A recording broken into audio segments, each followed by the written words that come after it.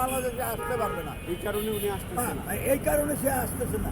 যদি এই আসে, যদি এই কাগজটাকে ইস্যু করে তাকে যদি কোনো রকম হস্তান্তর করে, যার জন্য আমাদের চেয়ারম্যান সাহেব এই ভয়ে আসছেন না।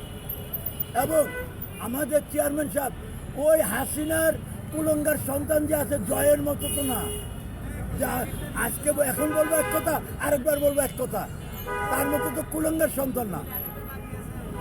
হ্যাঁ কি কও? আরে ভাই আর কথা দেখুন, সেই রাষ্ট্রপতি জিয়াউর রহমানের সন্তান কোনোটা না। কেননা জামার যে জবেদার রহমান কি বলেছিলেন? জবেদার রহমান বলেছেন যে আমার মাটি আমার দেশ, বঙ্গবন্ধুর বাংলাদেশ নয়, সেই রাষ্ট্রপতি জিয়াউর রহমানের বাংলাদেশ। কেননা মুক্তিযোদ্ধা যখন 1971 যখন দেশ স্বাধীন ঘোষণা করেন কালুরগাঁ বেতার কেন্দ্রতে, যে শহীদ রাষ্ট্রপতি জিয়াউর রহমান বলেছিলেন, এক কথা বলেছিলেন, আমি মেজর জিয়া বলছি কালুরগাঁ বেতার কেন্দ্র থেকে, আজকের থেকে বাংলাদেশ স্বাধীন ঘোষণা করা হলো। সেই ব্যক্তিকেও এই হাসিনা রাজাকার বানাইছেন। তাহলে আমরা কোন দেশে বাস করছিলাম? আমাদের সংবিধানে যে ব্যক্তি মুক্তিযুদ্ধের একজন ঘোষক, তাকে বলা হয় রাজাকার। রাজাকার কোন দেশে বাস করছি বলেন? আমরা তো মিথ্যার স্বর্গে বাস করতেছি, মিথ্যার স্বর্গে।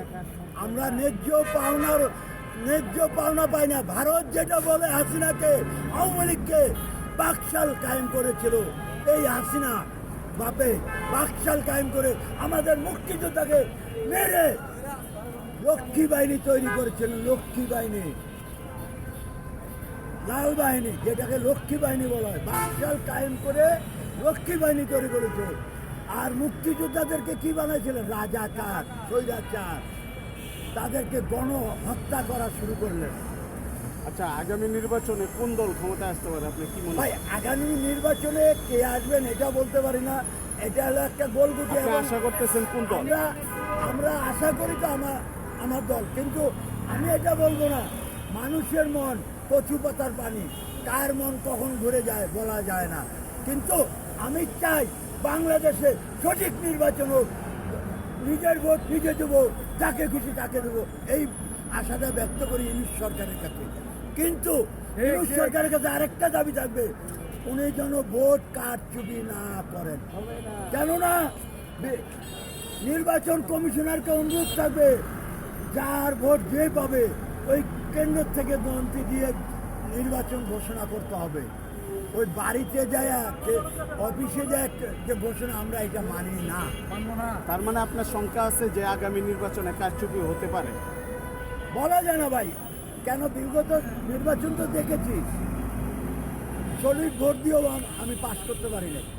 কেন? 2008-এ দেখেছেন, আমাদের ভোট আমরা দিয়েছি, কিন্তু সারা রাত্র বিএনপি এগিয়ে, রাত 3টার পরে হাসিনা পাস। কিভাবে হলো? তাহলে এখানে কারচুপি হয় নাই তো? এরকম আমি ইউনিশ সরকারকে বলবো, আপনি যেন ওই আপনার ভাইয়ের মতো ফখরুদ্দিনের মতো আপনি যেন না হন, মানুষের কাছে বিশ্বাসঘাত করে না হন। আপনি প্রফেসর মানুষ, আপনার ডক্টর, আপনাকে মানুষ সম্মান করে, আপনার সম্মান আপনি রাখতে চেষ্টা করবেন।